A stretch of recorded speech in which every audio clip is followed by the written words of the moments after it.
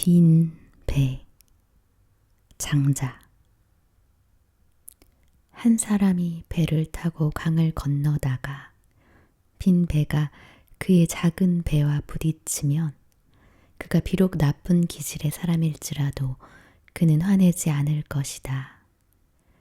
그러나 배 안에 사람이 있으면 그는 그에게 피하라고 소리칠 것이다. 그래도 듣지 못하면 다시 소리칠 것이고 마침내는 욕설을 퍼붓기 시작할 것이다. 이 모든 일은 그 배 안에 누군가 있기 때문에 일어난다. 그러나 그 배가 비어 있다면 그는 소리치지 않을 것이고 화내지 않을 것이다. 세상의 강을 건너는 그대 자신의 배를 그대가 빈 배로 만들 수 있다면 아무도 그대와 맞서지 않을 것이다. 아무도 그대를 상처 입히려 하지 않을 것이다. 고든 나무는 맨 먼저 잘려진다. 맑은 샘물은 맨 먼저 길어져 바닥날 것이다. 만일 그대가 자신의 지혜를 내세우고 무지를 부끄러워한다면 자신의 특별함을 드러내고 다른 이들보다 돋보이기를 원한다면 빛이 그대 둘레에 내리비칠 것이다. 마치 그대가 태양과 달을 삼킨 것처럼. 그렇게 되면 그대는 재난을 피할 길이 없다. 구하고자 하는 마음은 이름의 시작이고 이름 얻고자 하는 마음은 이름의 시작이다. 구함과 이름 얻음으로부터 자유를 얻어 사람의 무리 속으로 내려와 사라질 수 있는 자는 누구인가?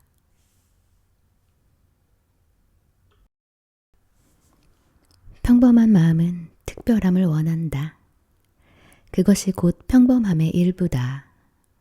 평범한 사람은 특별한 누군가가 되기를 갈망한다.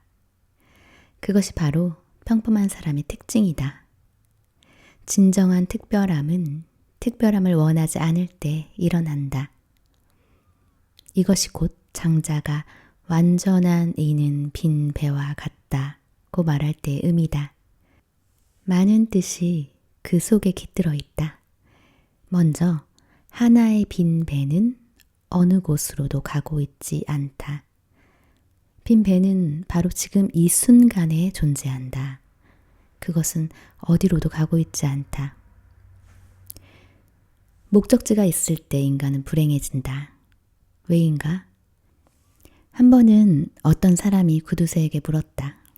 그는 소문난 구두쇠였다. 어떻게 그 많은 재산을 모았는가? 구두쇠가 말했다. 이것이 나의 좌우명이다. 내일 할 일은 모두 오늘 하자. 그리고 오늘 즐길 일은 모두 내일로 미루자. 이것이 나의 좌우명이었다. 그는 재산을 모으는 데 성공했다. 그리고 이것이야말로 사람들이 터무니없는 것을 쌓아 올리는 데 성공하는 방법이다. 그 구두쇠 역시 불행했다. 그는 재산을 모으는 데 성공했지만 다른 한편으론 불행을 축적하는 데도 성공했다. 돈을 모으는 데 적용된 똑같은 좌우명이 불행을 모으는 데도 적용된 것이다. 내일 할 일은 오늘 당장 하자. 그것을 미루지 말자. 그리고 지금 즐길 수 있는 것은 절대로 지금 즐기지 말고 내일로 미루자. 이것이 곧 지옥으로 가는 방법이다. 그렇게 하면 반드시 성공한다. 실패는 없다. 한번 해보라. 틀림없이 성공할 것이다. 아니면 그대는 이미 성공했는지도 모른다. 알지 못하는 사이에 그렇게 노력해 왔는지도 모른다. 즐길 수 있는 것은 모두 다음 날로 미루고 오직 내일에 대해 생각하자고. 마음은 미래에는 살 수 있지만 현재에는 살 수 없다. 현재의 그대는 다만 희망하고 꿈꿀 수 있을 뿐이다. 그리고 그것이 곧 그대가 불행을 창조하는 방법이다. 만일 지금 이 순간에, 지금 이곳에 살기 시작한다면 고통은 사라진다. 그럼 그것이 에고와는 어떤 관계인가? 에고는 과거가 쌓여온 것이다. 과거에 알고 경험하고 읽은 것, 과거에 그대에게 일어난 모든 일이 그곳에 쌓여 있다. 그 과거 전체가 에고고 그것이 곧 그대 자신이다. 그 과거가 미래 속으로 투영된다. 미래는 다만 과거의 연장에 불과하다. 그러나 과거는 현재와 얼굴을 맞댈 수가 없다. 현재는 완전히 다른 것이다. 현재는 지금 여기에 존재하는 특징을 갖고 있다. 과거는 언제나 죽은 것이지만 현재는 살아있다. 현재는 모든 살아있는 것들의 근원, 바로 그 자체다. 과거는 현재와 대면할 수 없기 때문에 미래 속으로 움직여간다. 그러나 그 둘은 죽은 것이다. 둘 다 존재하지 않는 것이다. 현재는 곧 살아있음이다. 미래는 현재를 만날 수 없고 과거 역시 그렇다. 그대의 에고, 그대의 그 어느 누구, 이것들은 전부 그대의 과거다. 정치인들을 잘 살펴보라. 그들은 에고가 너무나 커졌기 때문에 배에 더 이상 실을 수가 없다. 재산, 명성, 권력 등등. 매 순간 그들은 침몰할 지경에 와 있고 죽음에 대한 두려움과 공포에 시달리고 있다. 두려움이 커질수록 더 많은 것을 가지려고 한다. 그 소유물들을 통해 어쨌든 안정이 보장된다고 믿기 때문이다. 두려움이 클수록 신의 왕국이 조금만 더 커지면 더 안전할 것이라고 믿는다. 에고는 강처럼 흘러갈 수 없다. 어떻게 얼어붙은 강물이 흘러갈 수 있는가? 얼음이 녹아야 한다. 오직 그때만이 흐름이 시작될 수 있다. 얼어붙을 때 그대는 하나의 형태를 갖는다. 녹아버리면 형태는 사라진다. 얼어붙을 때 그대는 누군가로 존재한다. 어딘가에 이름이 있다. 녹아 없어지면 그 이름도 사라진다. 그 누구라는 것이 사라진다. 얼어있지 않을 때만이 흐를 수 있다. 그리고 흘러갈 때만이 그대는 삶 자체와 하나가 될 수 있다. 삶은 하나의 운동이기 때문이다. 죽음만이 움직이지 않는다. 오직 죽음만이 그곳에 머물러 있다. 삶은 계속해서 움직이고 또 움직인다. 그것은 끝없는 흐름이다. 성공을 하면 그대는 얼어버린다. 녹는 것이 두렵기 때문이다. 녹아버리면 모든 내용물이 사라질 것이다. 그대가 가진 내용물이라는 건 사실 얼어붙음의 일부다. 명성을 얻으면 얼어붙는다. 죽어버리고 딱딱하게 굳어져서 이제는 녹을 수가 없다. 그대는 그대 자신을, 명성을, 사람들로부터 받는 존경을 보호해왔다. 이제는 미지의 미래로 나아갈 수 없다. 누가 아는가? 그 미지의 미래가 그대를 모든 명성과 이름을 한순간에 잃는 곳으로 데려갈지? 따라서 그대는 지금까지 밟아온 길만을 걸을 수밖에 없다. 지도에 그려져 있고 잘 아는 길을 걸을 수밖에 없다. 기억 속에 있는 원, 기억의 바퀴 안에서만 움직일 것이다. 하지만 삶은 결코 같은 길을 반복하지 않는다. 삶은 언제나 미지의 길을 향해 나아간다. 매 순간 삶은 미지의 세계 속으로 움직여간다. 따라서 만일 그 미지의 길을 두려워한다면 그대는 얼어붙고 죽을 것이다. 삶은 그대를 기다려주지 않는다. 그대가 녹아야만 한다. 그리고 보호해야 할 아무런 이름도 지켜야 할 아무런 명성도 없는 사람만이 그 미지의 길로 움직여 갈 수 있다. 그는 행복하게 나아갈 수 있다. 그는 어디로든 어느 곳으로든 갈 수 있다. 저 하늘의 흰 구름들처럼 집도 없고 어느 곳에 뿌리 내림도 없다. 다만 흘러갈 뿐이다. 이루어야 할 아무것도 없고 이르러야 할 아무런 곳도 없이 애고도 없이. 예수가 마음의 가난함이라고 부른 것이 바로 그것이다. 마음이 가난한 자는 애고가 없다. 그는 하나의 빈 배다. 장자는 바보처럼 웃으며 살았다. 노래하고 춤추면서 농담과 기상천외한 말들을 쏟아내면서 아무도 그를 진지하다고 여기지 않았다. 지금 그대는 장자보다 더 진실하고 진지한 사람을 찾을 수 없다. 그러나 당신은 아무도 그를 진지하다고 여기지 않았다. 사람들은 그를 즐겼다. 그를 사랑했다. 그리고 그 사랑을 통해 장자는 지혜의 씨앗을 뿌렸다. 그는 많은 사람을 변화시켰고 많은 사람을 탈바꿈시켰다. 소크라테스는 장자를 몰랐기 때문에 독약을 마셔야 했다. 만일 그가 장자를 알았다면 사약을 받아야 할 필요가 없었을 것이다. 그는 바보들 속에서 현명한 사람처럼 행동하려고 했다. 지혜로워지려고 노력한 것이다.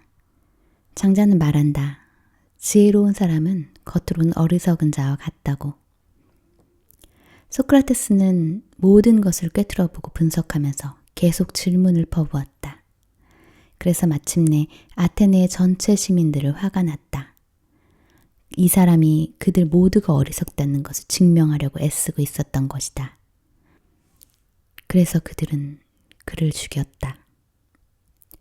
만일 소크라테스가 장자를 만났다면, 그리고 바로 그 시대에 장자는 중국에 살고 있었다. 그들은 동시대인이었다. 장자는 그에게 비밀을 말했을 것이다. 어떤 사람이 어리석다는 것을 증명하려고 애쓰지 말라고. 어리석은 사람은 그것을 좋아하지 않기 때문이다. 그는 화를 낼 것이다. 공격적이 되고 호전적이 될 것이다. 그럼에도 만일 그대가 너무 많이 밝혀낸다면 그는 그대를 죽일 것이다. 그대가 완전히 증명할 수 있는 지경까지 오면 그는 반드시 복수할 것이다. 동양에서는 소크라테스가 독살되어 죽임을 당한 그리스에서처럼 그렇게 추한 일이 한 번도 일어나지 않았다. 그들은 사람들이 현자처럼 행동하는 것이 곧 재난을 초래한다는 사실을 깨닫고 있었기 때문이다. 어리석은 자처럼 행동하라. 그것이 곧 지혜로운 자의 첫 번째 발걸음이다. 사람들이 그대를 마음 편히 생각하고 그대를 두려움 없이 바라보도록 하기 위해. 우리는 늘 현자는 힘을 갖고 있다고, 현자는 가장 강한 사람이라고 생각한다. 그러나 장자는 말한다. 그는 아무 힘을 갖고 있지 않다고. 우리에게 있어서 힘은 언제나 에고의 한 면이기 때문이다. 에고는 힘이 세지기를 바란다. 특별해지고 우월해지기를 바란다. 하지만 진정한 현자는 결코 그의 힘을 쓰지 않는다. 그곳에 더 이상 그 힘을 쓰거나 조종할 사람이 없기 때문이다. 그에게는 에고가 없다. 그의 배는 비어 있다. 그는 에너지 자체다. 넘쳐 흐르고 머무는 곳이 없고 방향이 없다. 그것을 지시하는 사람이 없다. 이것이 그대의 길이어야 한다. 그대가 타고 있는 배를 비워라. 가장 중요한 건 비워지는 일이다. 일단 비워지면 그대는 채워질 것이다. 붓다는 자신의 종교를 중도라고 불렀다. 마음은 양극단에 살기 때문에 붓다는 그것을 중간의 길이라고 불렀다. 일단 중간에 머무는 순간 모든 사념이 사라진다. 중간에서는 더 이상 생각이 존재하지 않는다. 줄타는 광대를 본 적 있는가? 기회가 있으면 잘 관찰해보라. 줄타는 광대는 왼쪽으로 기우는 순간 균형을 이루기 위해 재빨리 오른쪽으로 움직여야만 한다. 그리고 오른쪽으로 너무 기우고 있다고 느끼는 순간 즉시 왼쪽으로 옮겨가야 한다. 균형을 이루기 위해서는 그 반대편으로 가야만 한다. 그것은 계속 반복된다. 끝없는 균형이다. 직접 줄타기 강대가 되지 않고서는 오른쪽으로도 왼쪽으로도 기울지 않고 중간에 머무는 법을 알긴 어렵다. 줄타기는 티벳에서 명상의 한 방법으로 이용되어 왔다. 가운데 있으면 사념이 사라지기 때문이다. 오른쪽으로 기우고 있을 때 마음이 다시 실체를 갖는다. 그때 마음은 다시 존재를 갖고 말한다. 균형을 취하라. 왼쪽으로 기울라. 문제가 일어나면 그것에 따라서 마음이 일어난다. 아무 문제가 없을 때 어떻게 생각이 일어날 수 있겠는가? 한가운데 있을 때, 완전한 균형을 이루고 있을 때, 더 이상 사념이 존재하지 않는다. 평형이라는 것은 사념이 사라진 상태를 의미한다. 한가운데 있을 때, 어떤 극단이나 반대되는 것의 중간에 있을 때, 그때 사념은 사라진다. 기억하라. 줄 위에서는 사념이 멈춘다. 그토록 위험 속에 있기 때문에 그 위에서는 생각을 진행시킬 수가 없다. 생각하는 순간 아래로 추락할 것이다. 줄 타는 사람은 생각을 할 수가 없으며 그는 매 순간 깨어있는 의식으로 있어야 한다. 균형이 매 순간 유지되지 않으면 안 된다. 그는 안전하지 않다. 거기 언제나 위험이 도사리고 있다. 매 순간 조그만 균형의 변화라도 있으면 그는 떨어질 것이다. 죽음이 기다리고 있을 것이다. 그대의 전생애가 하나의 줄타기와 같다. 내일 날이 밝으면 그때부터 그대 마음속에서 찾아내는 것은 무엇이든 비워라. 그대의 비참함, 분노, 애고, 질투, 고통, 즐거움들까지도 어떤 구분도 없이 모두 비워라. 명상은 단지 비우는 것, 그 어느 누구도 아닌 사람이 되는 것이다. 그대의 배가 비어있을 때 그대는 부딪히지 않을 것이다. 더 이상 싸움과 성냄과 갈등은 없을 것이다. 아무것도 없을 것이다. 이 텅 빔이 축복이다. 이 없음이 은총이다. 이제 더 이상 그대 자신으로 그대를 채우려 하지 말라. 비워버려라. 하나의 빈 배가 되어 저 넓은 세상으로 나아가라. 그때 삶의 모든 축복과 존재계 안에서 가능한 모든 은총이 그대의 것이 될 것이다. 오직 이 한 가지 사실만은 기억하라. 그대는 빈 배가 되어야만 한다.